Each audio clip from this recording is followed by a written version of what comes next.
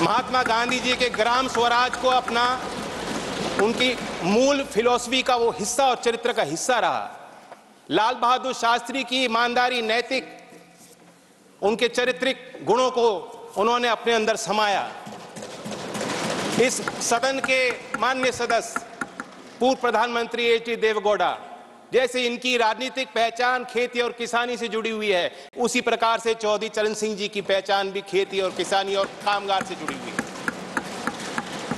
राजनीतिक विशेषज्ञ मानते हैं कि जैसे इंदिरा गांधी जी में एक करिश्माई शक्ति थी लोगों को अपनी तरफ आकर्षित करने की, उसी प्रकार से चौधरी चरण सिंह जी को सुनने के लिए, उनको छूने के लिए, उनको बेहतर तौर से समझने के लिए दूर दूर से, गांव-गांव से लोग चले आते थे।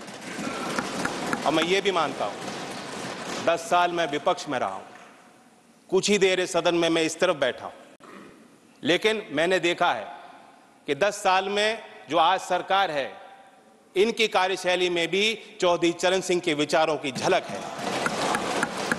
जब आदरणीय प्रधानमंत्री जी ग्रामीण क्षेत्र में शौच की दुर्व्यवस्थाओं पर प्रकाश डालते हैं, जब महिला सशक्तिकरण को अपना प्लेटफॉर्म भारत सरकार बनाती है और गांव-गांव में जागृति पैदा करती है, तो मुझे उसमें चौधरी चरण सिंह जी की बोली याद आती है। सभापति जी, हम लोग नेताओं को समझ नहीं पाएंगे अगर हम इसी तरह बटे रहेंगे।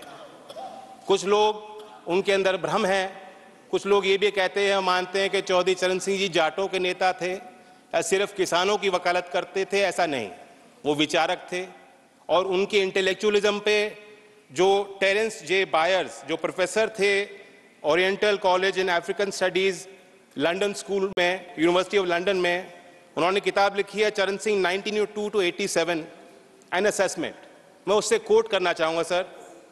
चरण Singh did have incisive intelligence and he undoubtedly applied it to a continuing study of agricultural problems in Uttar Pradesh. Judgment on whether he was an intellectual, of course, turns to one definition of intellectual. My judgment is that on the most rigorous definition, Charan Singh was clearly an intellectual, and not only that, the most unusual.